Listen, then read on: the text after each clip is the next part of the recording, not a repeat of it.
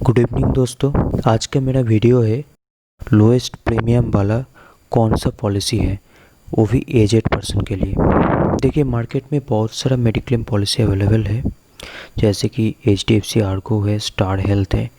लेकिन जब aged person की बात किया जाए तो उनके लिए भी बहुत सारे पॉलिसीज़ है, लेकिन प्रीमियम रेट उनके लिए इतना ज़्यादा हाई हो जाता है कि हर किसी के बस की बात नहीं होती। स्पेशली जब जो लोग रूरल एरिया में रहते हैं उन लोगों के लिए तो ये अफोर्डेबल बिल्कुल भी नहीं होता है। देखिए, क्या होता है, रूरल एरिया में जो लोग रहते हैं वो कहीं ना कहीं मिडिल क्लास या लोअर मिडिल क्लास ही होते हैं। उन लोगों की इनकम इतना ज़्यादा नहीं होता है कि वो हायर प्रीमियम रेट वाला कोई पॉलिसी चुन सके। तो क्या उन लोगों ने पॉलिसी नहीं करे? बिल्कुल करेंगे। इसके लिए स्टार हेल्थ ने 2019 में लॉन्च किया है एक ऐसे पॉलिसी जिसका नाम है star micro rural and farmers care नाम के, जो मैंने पिछले वीडियो में बात किया था कि उसमें 18 साल से उम्र से लेकर 65 साल की उम्र में कोई भी पॉलिसी ले सकते हैं। लेकिन स्पेशली इस वीडियो में मैं एजेड पर्सन के लिए ये जो पॉलिसी है ये बिल्कुल बहुत अच्छा है। इसका कोई अल्टरनेटिव अभी तक मुझे नहीं मिला, अल्टरनेटिव पॉलिसी। तो इस वीडियो में स्पेशली एजेड पर्सन के लिए ये पॉलिसी कितना अच्छा है ये डिस्कस करने वाला है। देखिए, ये पॉलिसी एक तो क्लॉज है कि रूरल एरिया में एप्लीकेबल होगा। जो भी है बेनिफिट है, कुछ एडवांटेजेस है, डिसएडवांटेजेस भी है थोड़ा बहुत, उसके बारे में इस वीडियो में हम डिस्कस करने जा रहे हैं। तो इस वीडियो में डिस्कस करने से पहले मेरा रिक्वेस्ट है आप लोगों से कि इस वीडियो को लाइक कीजिए, शेयर कीजिए और प्लीज़ सब्सक्राइब कीजिए, और सब्सक्राइब के पास में जो बेल आइकन है उसको प्रेस कर दीजिए, ताकि जब भी मैंने ऐसे इन्फॉर्मेटिव वीडियो अपलोड करें आपके पास तुरंत नोटिफिकेशन पहुंच जाए। चलिए आगे बढ़ते हैं। देखिए, सबसे पहले आते हैं एलिजिबिलिटी के बारे में, मतलब कौन कौन लोग ये पॉलिसी में एंटर कर सकते हैं। इस पॉलिसी में एंटर करने के लिए आपकी उम्र 18 साल से ऊपर होना चाहिए और 65 साल के नीचे होना चाहिए। अगर कोई एजेड पर्सन की बात कर रहे हैं तो मान लीजिए उसका उम्र तो 40, 45 या 50 ईयर से ऊपर ही होगा, लेकिन ये ख्याल रखना पड़ेगा कि उसकी उम्र 65 से नीचे हो, तब जाकर वो ये पॉलिसी में एंटर कर सकते हैं। उसके बाद आते हैं प्री एक्सेप्टेंस मेडिकल टेस्ट।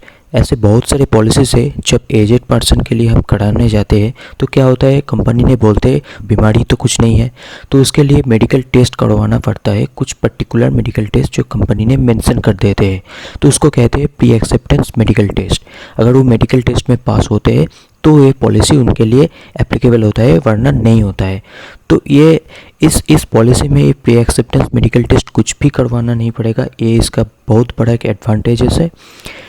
इसके बाद आते हैं सम इंश्योर्ड। देखिए, सम इंश्योर्ड क्या होता है कि कितने पैसे का आप कवरेज लेंगे, कवरेज ले पाएंगे एक्चुअली, इसको कहते हैं सम इंश्योर्ड।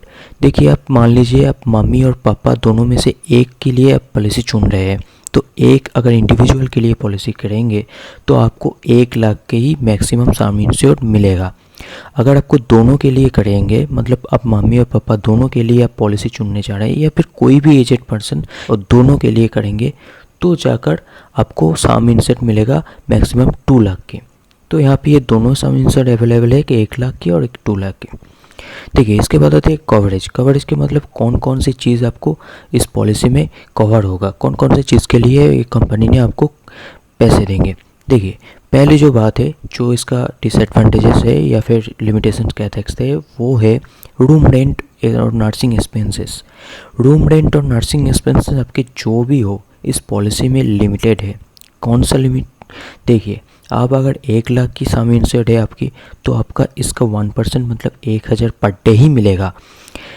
किस चीज़ के लिए मिलेगा? वो है रूम रेंट। जो हम जब हॉस्पिटल में एडमिट होते हैं तो वहाँ का एक बेड चार्ज या रूम रेंट लगते हैं, तो उसमें जो रूम रेंट, बेड चार्ज, जो नर्सिंग एक्सपेंसेस होते हैं, उसमें पर डे के हिसाब से 1000 मिलेगा। और अगर 2 लाख की आपकी सम इंश्योर्ड है तो आपकी उसके 1% के हिसाब से आपको 2000 मिलेगा। तो ये इसका एक लिमिटेशन है। उसके बाद एक क्या होता है कि हम सबको पता है कि मेडिक्लेम जो होता है आप क्लेम तभी कर सकते हैं जब हम हॉस्पिटल में 24 आवर्स से ज़्यादा एडमिट होते हैं। लेकिन कुछ ऐसी बीमारी है जैसे कि कैटरेक्ट सर्जरी, अब उसको 24 आवर्स एडमिट नहीं होना पड़ता है, उससे पहले ही हमको डिस्चार्ज कर दिया जाता है। तो ऐसे में क्या आप क्लेम नहीं कर सकते? बिल्कुल कर सकते हैं। देखिए ऐसे में क्या होता है, इसमें इस पॉलिसी में कैटरेक्ट सर्जरी के लिए आपको डे केयर डायग्नोसिस नाम के एक चीज़ दिया गया है, जिसमें आप कैटरेक्ट सर्जरी अगर आप 12 आवर्स 18 आवर्स मतलब एक दिन से पहले भी हॉस्पिटल में एडमिट ना रह के भी फ़ायदा उठा सकते हैं। और एक आँख की सर्जरी के लिए आपको एक साल में मैक्सिमम 10,000 आप क्लेम कर सकते हैं। और अगर दोनों ही आँखें एक ही साल में करवाना चाहते हैं तो आप मैक्सिमम आपको 15,000 मिलेगा। लेकिन अगर आप क्या होता है कि आप एक आँख एक साल में और दूसरा आँख अगले साल में करेंगे तो आपको मैक्सिमम 20,000 मिलेगा। यह पूरा मेंशन आप देख सकते हैं स्क्रीन में। और इसके अलावा कवरेज होते हैं जिसके मतलब एनास्थेसिस्ट होते हैं, उसके मतलब कंसल्टेशन फीस होते हैं, ऑपरेटिव चार्जेस होते हैं, ब्लड ऑक्सीजन मेडिसिन होते हैं, इन सब की चीज़ आप टू सम इंश्योर्ड आपको मिल जाएगा। इसके मतलब है आपका अगर 2 लाख का पॉलिसी है तो 2 लाख तक जितने भी खर्चा आएगा इन सब के वो सब आपको मिल जाएगा। इसके बाद देखिए को पेमेंट एक ऐसी चीज़ है जो है आपको भी खुद को कुछ पैसा देना पड़ेगा, कंपनी भी कुछ पैसे देंगे। ये एक क्लॉज कब आता है, जब देखिए कोई पर्सन का उम्र 60 साल से ज़्यादा है और इस 60 साल से ज़्यादा उम्र में अगर वो इस पॉलिसी में एंटर करेगा तो कंपनी ने बोलेगा देखो भाई आप जो भी आप क्लेम करेंगे उसके 80% हम देंगे, 20% आपको खुद को पे करना पड़ेगा। इसको कहते हैं को पेमेंट। ये को पेमेंट क्लॉज तभी आते हैं जब कोई आदमी 60 साल से ऊपर के उम्र में इस पॉलिसी में एंट्री लेते हैं। लेकिन अगर मानिए आपके किसी भी आपके पेरेंट्स के एज 60 साल से नीचे है और इस ऐसे में वो एंट्री ले लिया है लेकिन रिन्यू करते करते उसकी उम्र 60 साल से ऊपर हो गया है, तब ये को पेमेंट के बाद नहीं आएंगे। सिर्फ और सिर्फ 60 साल से ऊपर के उम्र में अगर कोई एंट्री लेते हैं तब जाकर ये को पेमेंट के बाद आते हैं। और एक को पेमेंट इसमें 80-20 है, मतलब 80% कंपनी पे करेंगे, 20% आपको खुद को पे करना पड़ेगा। उसके बाद आते हैं वेटिंग पीरियड। देखिए हर पॉलिसी में कुछ ना कुछ वेटिंग पीरियड होते हैं। बहुत सारे पॉलिसी में प्री एग्जिस्टिंग डिजीज़ के लिए 3 साल 4 साल वेट करना पड़ता है, लेकिन यहाँ पे ऐसा नहीं है।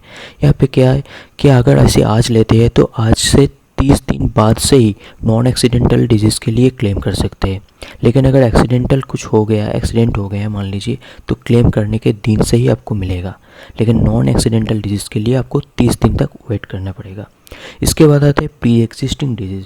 आपका अगर कोई प्री एग्जिस्टिंग डिजीज़ आप पॉलिसी में डिस्क्लोज़ किया है तो उसके लिए आपको 6 महीने वेट करना पड़ेगा। और कहाँ मिलेगा ये प्री एग्जिस्टिंग डिजीज़ के बाद आप डिटेल्स देख सकते हैं आपकी पॉलिसी डॉक्यूमेंट्स पे। अगर कोई भी डिस्क्लोज़ किया है और उन लोगों ने मेंशन किया है वो ये प्री एग्जिस्टिंग डिजीज़ है तो उन सब के लिए आपको 6 महीने तक वेट करना पड़ेगा। और प्री एग्जिस्टिंग डिजीज़ एक तरफ से डिस्क्लोज़ कर देना भी चाहिए, मैं मानता हूँ पर्सनली, क्योंकि अगर मान लीजिए फ्यूचर में जाकर कोई आपको बीमारी हुआ और पता चला कि ये बीमारी पहले से ही कुछ ऐसे बीमारी था जिसके वजह से वो है, तो तब जाकर क्लेम रिजेक्ट हो जाता है।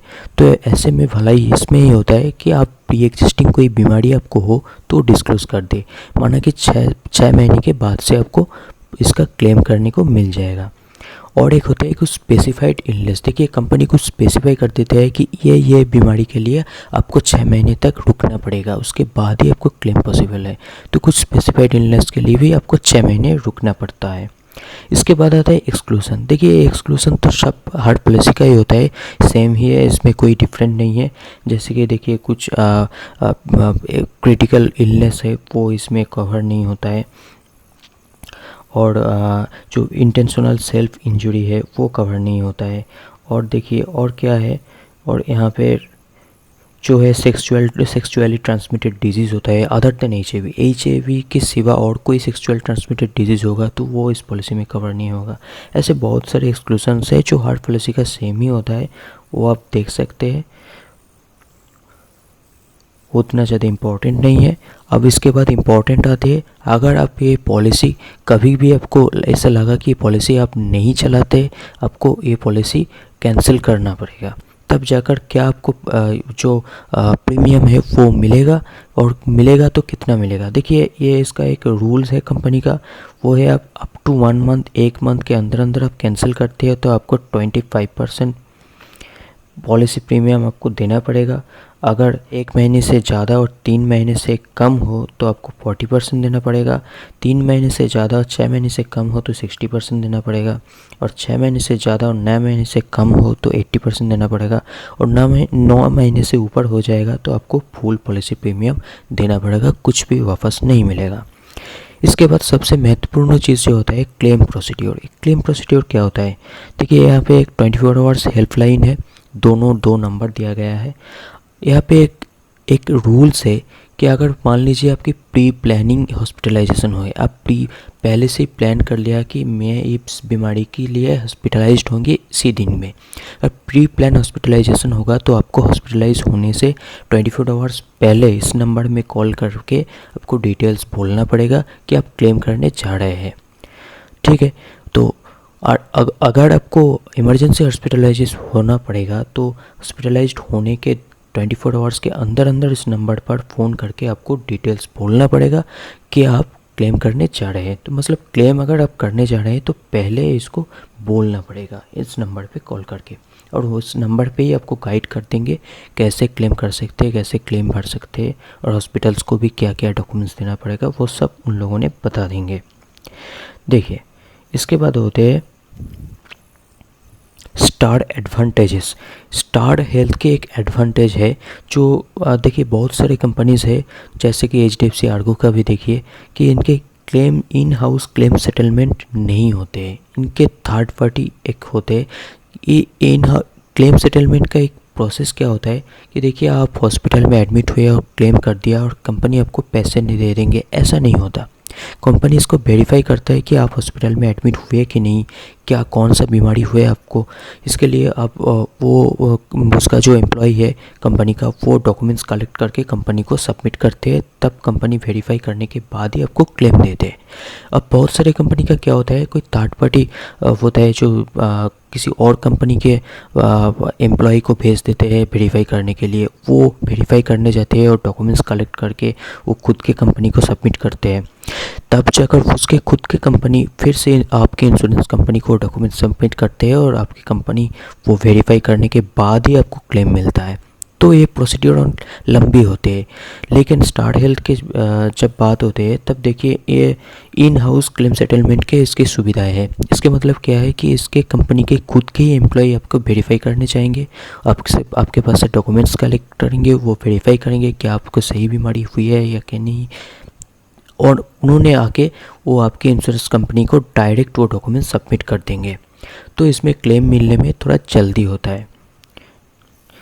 देखिए इसके बाद जो सबसे महत्वपूर्ण चीज़ आते हैं और सबसे लास्ट चीज़ जो है प्रीमियम। देखिए यहाँ 18 ईयर से शुरू होता है, 65 ईयर्स तक प्रीमियम है, 65 ईयर्स के बाद के भी प्रीमियम है। लेकिन ऐसा नहीं है कि 65 ईयर्स के बाद भी कोई पॉलिसी चुन सकता है, उसको एंट्री तो 65 ईयर्स से पहले ही कर लेंगे। लेकिन मैंने जैसे कहा कि ये लाइफ लॉन्ग रिन्यू हो सकता है, तो एबव 65 ईयर्स के लिए रिन्यू के लिए सिर्फ ये एप्लीकेबल है। तो एजेड पर्सन की जब बात होता है तो मैं 51 से 65 ईयर्स की एज बैंड अगर हम नोटिस करेंगे तो देख लेंगे कि एक एडल्ट, मान लीजिए अब इंडिविजुअल अब सिर्फ मम्मी और सिर्फ पापा के लिए अगर पॉलिसी लेना चाहती है तो मैंने पहले ही बोला कि आपके साम इंश्योर्ड 1 लाख मिलेगा, और 1 लाख में आपको प्रीमियम कितना देना पड़ेगा, 3400। ये जीएसटी के एक्सक्लूसन है, मतलब एक्सक्लूडेड जीएसटी है।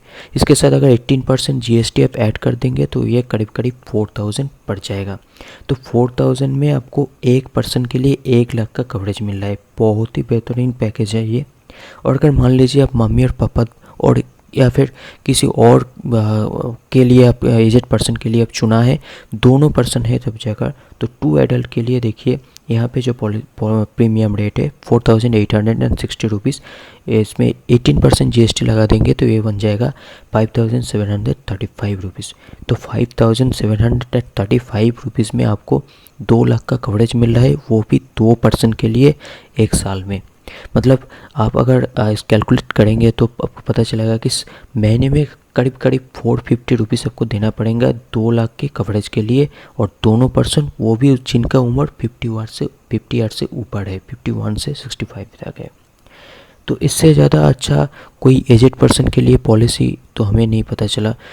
वो स्पेशली रूरल एरिया के जो मिडिल क्लास पब्लिक है, जो हाई प्रीमियम रेट वाला पॉलिसी एफर्ट नहीं कर सकता, उसके लिए ये बहुत ही अच्छा से है। इसके बाद भी अगर कोई आपके मन में अगर कोई क्वेश्चन है, कोई क्वेरी है, तो आप कमेंट में मुझे पूछ सकते हैं। मैं हर किसी के कमेंट का रिप्लाई करूँगा।